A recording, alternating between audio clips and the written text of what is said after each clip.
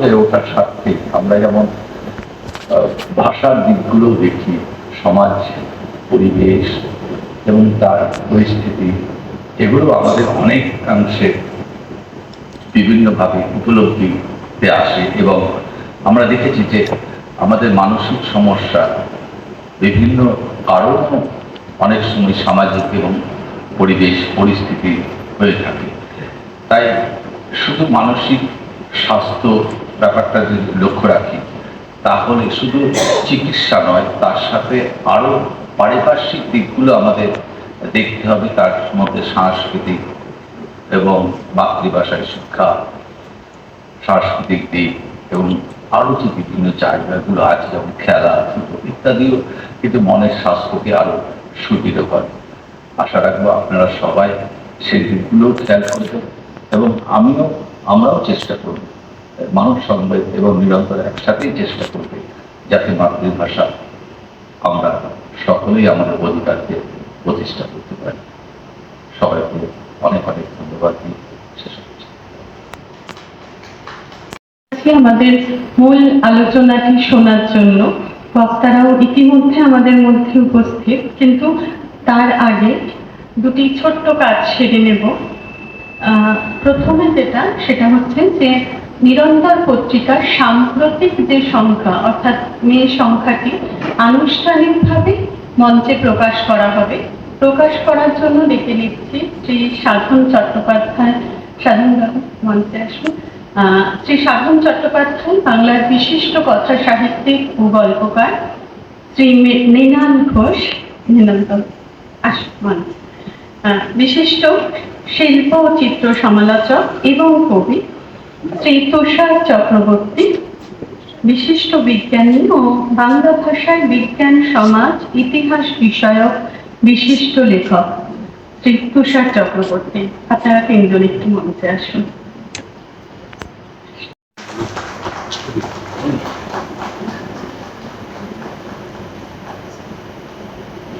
প্রকাশিত হয়েছিল, যা ইতিমধ্যে নিঃশেষিত। এই নাস্তিকতা বইটি আমরা আরেকটু বড় করে, অর্থাৎ আরো কিছু লেখা তার সাথে যুক্ত করে আজকে আরেকবার নতুন করে প্রকাশ করলাম।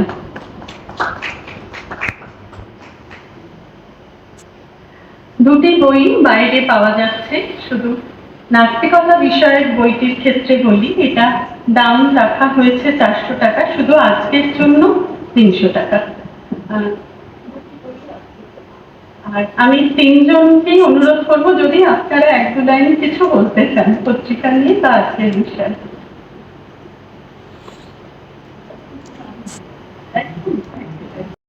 ঘটনা ঘটেছিল, আমরা 1956 সালের কথা ভুলে গেছি। 1952 সাল এবং এখন এই নতুন শতাব্দীতে এসে 19শে মে ক্রমে আমাদের প্রজন্ম জানতে পারছে ঘটেছিল। আর নিরন্তর পত্রিকার এবারের যে বিষয়, এটা নিয়ে আমি খুবই আগ্রহী ছিলাম, আমি অপেক্ষা করছিলাম কবে পত্রিকাটি বেরোবে, কৃত্রিম বুদ্ধিমত্তা। এটা আজকের সময়ে খুবই একটা গুরুত্বপূর্ণ বিষয়। নানা দিক থেকে আমরা দেখছি, মানে যে কোনো টেকনোলজি বা যে কোনো নতুন আবিষ্কার যখন হয়, তা সেটা খুব স্বাভাবিক, মানে স্বাভাবিক নিয়মেই আসে, মানে বিকাশের পথে এটা খুব স্বাভাবিকভাবেই এসছে। এবং আজকে যে কম্পিউটার সায়েন্স যখন থেকে এসছে, তখন তার বিরুদ্ধেও একটা প্রতিবাদ কোনো কোনো ক্ষেত্রে এসছে, কিন্তু অনিবার্যভাবেই সেটা আজ আমাদের জীবনের অঙ্গ হয়ে গেছে। এবং আজকে যে আমরা নিরন্তর যে ফোন ব্যবহার করি, সেটা আমাদের এত দৈনন্দিন জীবনের সঙ্গে মিশে গেছে যে তাকে আর আমরা অস্বীকার বা উপেক্ষা করতে পারি না। তেমনিভাবে কৃত্রিম বুদ্ধিমত্তাও, এআই যাকে বলা হয় সাধারণভাবে, সেটাও অনেকটা আজ আমাদের জীবনের সঙ্গে মিশে গেছে। এবং কিন্তু এর দুটো দিক আছে, সমস্ত কিছুরই দুটো দিক থাকে, একটা ভালো একটা মন্দ। এই ভালোটাকে গ্রহণ করতে হবে, খারাপটাকে বর্জন করে। কিন্তু কিছু একটা ব্যাপার আছে যে এই খারাপটা আমাদের ভেতরে কিন্তু ধীরে ধীরে চালিয়ে যায়, এবং সেটাকে অতিক্রম করে আমরা এই এআই এর যে ভালো দিকগুলো, এগুলোকে গ্রহণ করব। এই কৃত্রিম বুদ্ধিমত্তা নিয়ে আমার এখনো তেমন কিছু ধারণা বা পড়াশুনো নেই।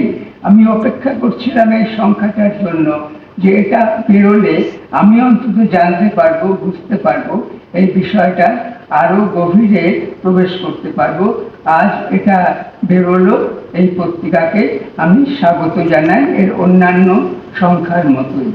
আর এই যে 19শে মে প্রতি বছরের মতো এবারও উদযাপিত হচ্ছে, এটা একটা গুরুত্বপূর্ণ কাজ এই নিরন্তর পত্রিকা এবং মানব সংবেদ করে যাচ্ছেন, যে আমাদের এই যে ভাষা, যে ভাষা ধীরে ধীরে, যে ভাষার জন্য এত মানুষ আত্মবলিদান করেছেন, এবং যে ভাষার জন্য এত মানুষ একে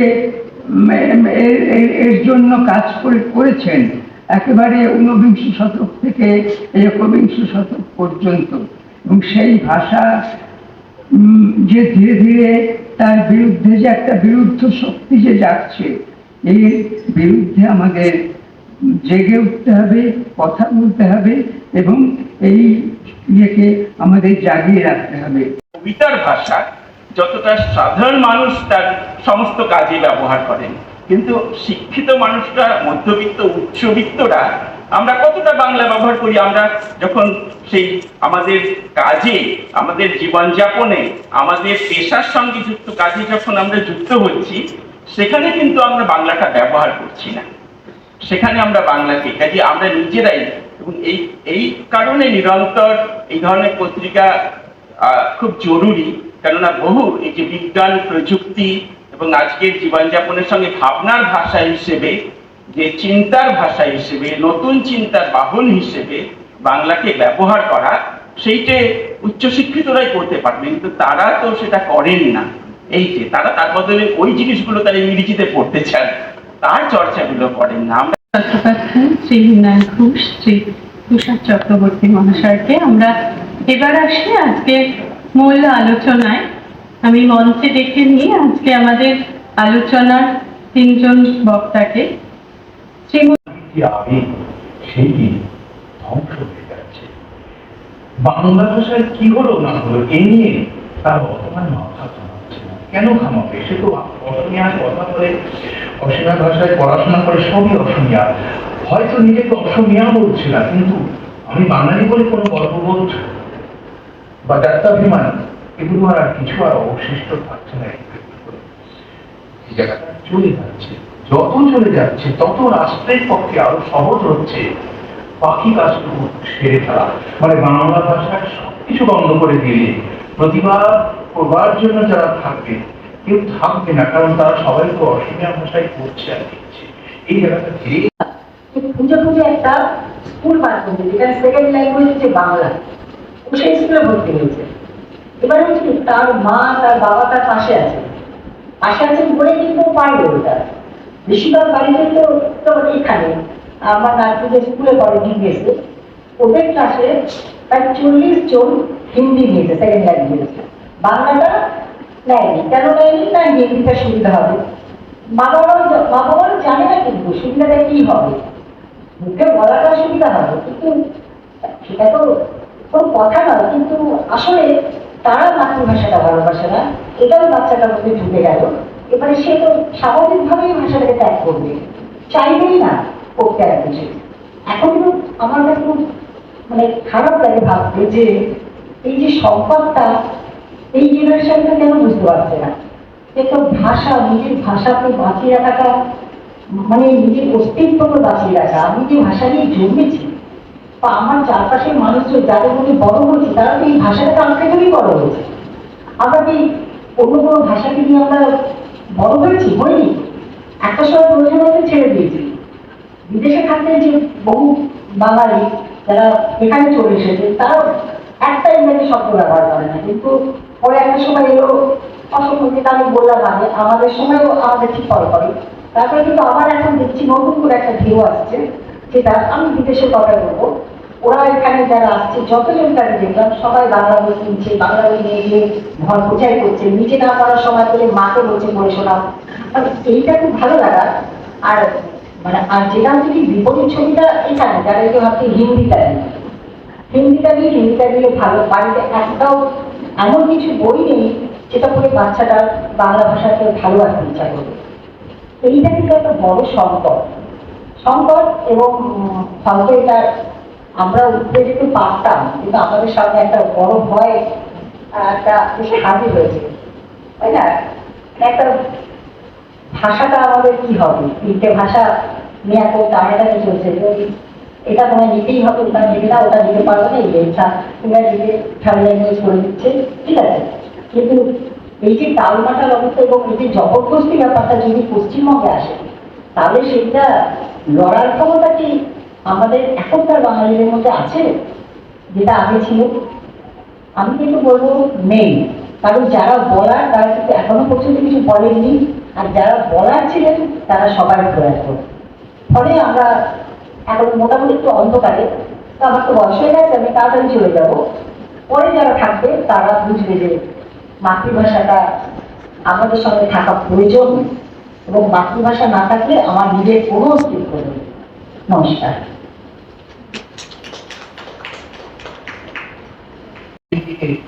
আলো দিয়ে দেখি বলতে দেখ, ওই যে ওই দিকে যে লাইনটা ছিল, ওখানে নাকি বেঙ্গলি বলে একটা জাতি ছিল, ওখানে জাতিটা অস্ত গেছে শুনেছি। মা বাবার কাছে শুনেছি, আমার শরীরেও নাকি বেঙ্গলি ব্লাড নাকি আছে।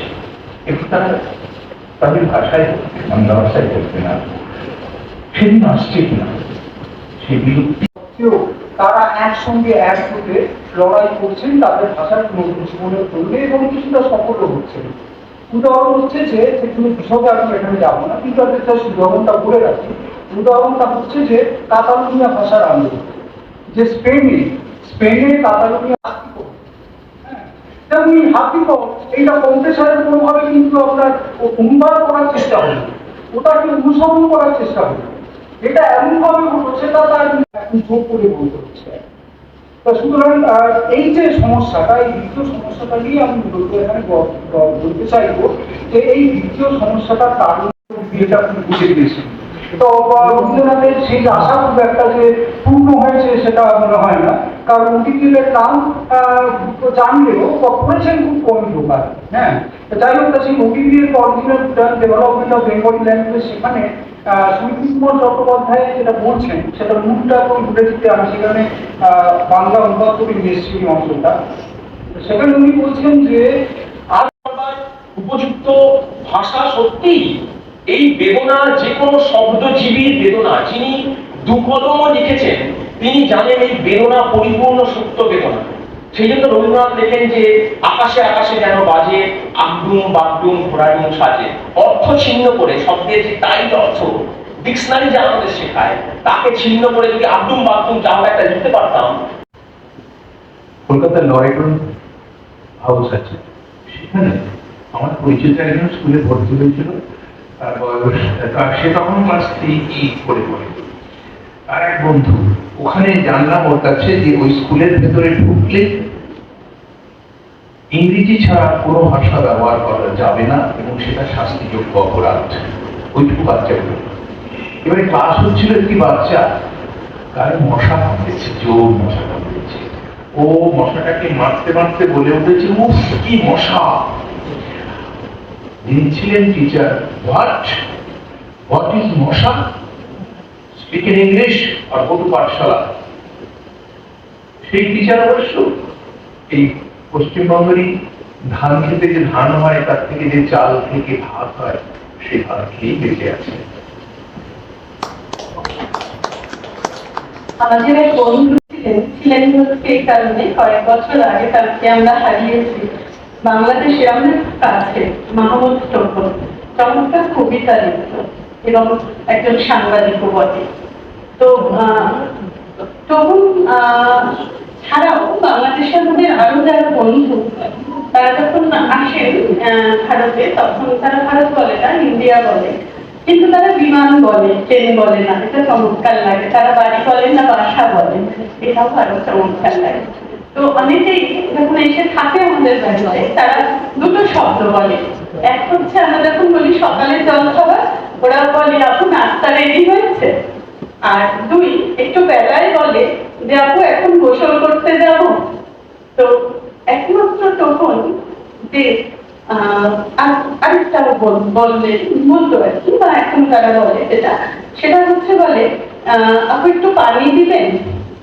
তখন যখন আসতো, তখন জলখাবার বলতো, তখন বলতো স্নানে যাবো, তখন বলতো একটু জল দাও না। তো এই যে জায়গাটা, এই যে ভাষার সীমাবদ্ধতা ইত্যাদি আমরা আলোচনা করলাম, কোথাও গিয়ে কেন গালাগালটা নিজের ভাষায় দিই, কেন তার মধ্যে একটা প্লেজার আছে যেটা অন্য কোনো ভাষায় দিলে হবে না। আমরা রেগে গেলে কেন নিজের ভাষা আমরা মাতৃভাষায় চিৎকার করি? তার কারণ সেই চিৎকারটা অন্য কোনো ভাষায় যত জোরেই করি, মাতৃভাষায় করলে যে আবেগটা আসে অন্য কোনো ভাষায় আসে না। তাই সেই স্বাধীন ভারতবর্ষে এই দিনটাতে অর্থাৎ 19শে মে শিলচর বরাক উপত্যকায় বাংলা ভাষাকে অর্থাৎ বাঙালি খেদাও একটা আন্দোলন হয়েছিল আসামে, এবং আসামে পুরো অঞ্চলটাকে আসামিয়া ভাষার করে দেওয়ার বিরুদ্ধে বরাক উপত্যকা এবং তদান্তর যে বাংলা ভাষা বসবাসকারী মানুষেরা তার প্রতিবাদ করেছিল, তীব্র প্রতিবাদ করেছিল, এবং তারা তাদের মাতৃভাষাকে রক্ষার জন্যে যে আন্দোলন গড়ে তুলেছিল তাতে অনেকেই শহীদ হয়। সেই শহীদদের উদ্দেশ্যে আজকের দিনটা আমরা উদযাপন করি শহীদ দিবস এবং বাংলা ভাষা শহীদ দিবস হিসাবে।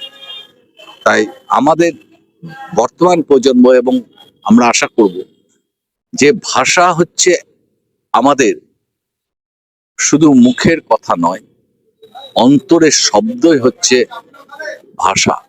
সেই ভাষায় যদি চলে যায় তাহলে কিন্তু আমাদের মধ্যে থেকে চলে যাবে আবেগ, আমাদের মধ্যে থেকে চলে যাবে মাতৃভাষার মতো সুন্দর যে সংস্কৃতি, সেটাও চলে যাবে। তাই আমরা এটা প্রতিদিন বছর আমরা পালন করি 19শে মে। তার তাৎপর্যটা যে বাংলা ভাষা যেন বেঁচে থাকে, বাঙালিদের হৃদয়ে যেন বাংলা ভাষা থেকে যায় এবং নদীর মতো প্রবাহিত হতে থাকে, সেইটাই আমাদের প্রধান লক্ষ্য। গোপাল সেটিয়ার, মানব সংবেদ, সোদপুর, কলকাতা 110। আজকে 19শে মে, এই 19শে মে তাৎপর্য যেদিন যে সময়ে আন্দোলনটা হয়েছিল তারপরেও অনেক বছর পর্যন্ত এর তাৎপর্য যেভাবে যে যতটা তীব্রভাবে ছিল, ক্রমশ এই তীব্রতা কিন্তু কমছে। এইটা কঠোর বাস্তব, এটা অস্বীকার করার উপায় নেই। এবং আমরা ক্রমাগত আমাদের মাতৃভাষা বাংলা ভাষা থেকে একটু একটু করে সরে যাচ্ছি। হিন্দি ও ইংরেজি ভাষার দিকে ক্রমাগত চলে যাচ্ছি নানা কারণে, এবং অন্য ভাষার আধিপত্যের ফলে বাংলা ভাষা থেকে একটু একটু করে সরছি। কর্পোরেট পৃথিবী কারণেও আমরা সরছি, এবং একদম নতুন যে জেনারেশন, সাম্প্রতিক যে জেনারেশন, এই জেনারেশন কিন্তু বাংলা ভাষায় পড়াশোনা আর খুব একটা করছে না। যদি পাঠ্য বই বাংলায় না পড়ে, তাহলে তার আস্তে আস্তে বাংলা ভাষা থেকে সরতে হবে। তারা পাঠ্য বইয়ের পাশাপাশি গল্প, উপন্যাস, খবরের কাগজ এসব কিছুই একটু একটু করে বাংলা ভাষা থেকে ক্রমশ সরে যাচ্ছে কিন্তু, এবং বাংলা বই পড়বার মানুষ অনেক কমে আসছে এই জেনারেশনে।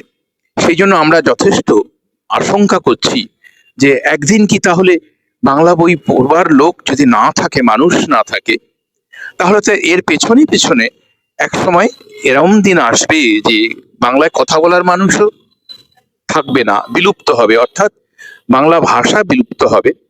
ভাবতে গেলে আঁতকে উঠছি, কারণ নিজেদের অস্তিত্বহীনতা কে ভাবা সম্ভব, কি করে কেউ ভাবতে পারে? সুতরাং আজকে আমাদের ভীষণভাবে ভাবা দরকার কিভাবে আমরা বাংলা ভাষাকে তার মহিমার জায়গায় নিয়ে আসতে পারি। কারণ বাংলা কাজের ভাষা, যেটা লাভ লোকসানের ভাষা, জীবনে প্রতিষ্ঠিত হওয়ার ভাষা, বাংলা ভাষা ওই জায়গা থেকে সরে যাচ্ছে।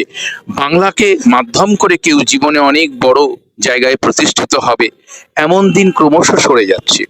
সেইটাই সর্বনাশের একটা আভাস দিচ্ছে, এবং সেই দিন আসছে যেদিন শুধুই আমাদের কথোপকথন চলতি ভাষা হিসেবে বাংলা থাকবে, কিন্তু পড়াশোনার শিক্ষার মধ্যে যদি বাংলা ভাষা না থাকে, চলতি ভাষা থেকেও সে আস্তে আস্তে অদৃশ্য হতে থাকবে। সেই দিনটা ভেবে আমরা যথেষ্ট শঙ্কিত। আমাদের আবার ভাবতে হবে বাংলা ভাষাকে আমরা কিভাবে ফিরিয়ে আনতে পারি আমাদের শিক্ষায়, সংস্কৃতিতে, জীবনযাপনে, রোজকার সকাল সন্ধ্যে জীবনযাপনের মধ্যে যাতে ফিরিয়ে আনতে পারি। এইটাই আজকে বড় চ্যালেঞ্জ। আমার নাম গৌতম ব্যানার্জি। হ্যাঁ, এই দিনটিকে বলা হয় ভাষার শহীদ দিবস। এই নামটা এসছে শিলচরের, আসামের শিলচরের বারাক উপত্যকায় 1961 সালে বাংলা ভাষা নিয়ে যে আন্দোলনটা হয়েছিল, অর্থাৎ কি হয়েছিল সেটা হচ্ছে তদানীন্তন বারাক যে আসাম চেয়েছিল, আসামের প্রশাসন চেয়েছিল যে আসামে বাংলা ভাষা সরকারি ভাষা না হয়ে অহমিয়া হোক। সেটার বিরুদ্ধে ওখানকার বাংলা ভাষাভাষী মানুষ আন্দোলন করেছিলেন, এবং এই আজকের দিনটিতে 19শে মে সকালে শিলচর স্টেশনে তারা শান্তিপূর্ণভাবে একটি মিছিল করছিল, এবং তার উপর আসাম রাইফেলস নির্বিচারে গুলি চালায়। তাতে 11 জন মারা যায়, যাদেরকে আমরা ভাষা শহীদ হিসেবে বলি আজকের দিনে। এই ভাষাটাই বা এই দিনটির গুরুত্ব এখানেই। তারপরে আস্তে আস্তে আসাম সরকার বাধ্য হন বাংলা ভাষাকেই সেখানকার প্রশাসনিক ভাষা করতে। অর্থাৎ আজকের দিনে বাংলা ভাষা রক্ষার জন্য, বাংলা ভাষার সম্মানের জন্য বহু বাঙালি প্রাণ দিয়েছিলেন, যেটা আমরা তো 21শে ফেব্রুয়ারি জানি। 21শে ফেব্রুয়ারি নিয়ে অনেক অনুষ্ঠান হয়, আমরা আলোকিত হই, উজ্জ্বল হই, কিন্তু 19শে মে নিয়ে তেমন কোনো আলোচনা হয় না। সেই জন্য আমরা বিশেষ করে একটু উদ্যোগ নিয়েছি যে এই 19শে মে সম্পর্কে সাধারণ মানুষ জানুক, বুঝুক, এবং শেষ অবধি নিজের ভাষাকে, অর্থাৎ বাংলা ভাষাকে যত্ন করে আগলে রাখতে শিখুক। দিদি আপনার নাম? আমি তটিনী দত্ত, নিরন্তর পত্রিকার প্রকাশক এবং মানব সংবেদের আমি সম্পাদক।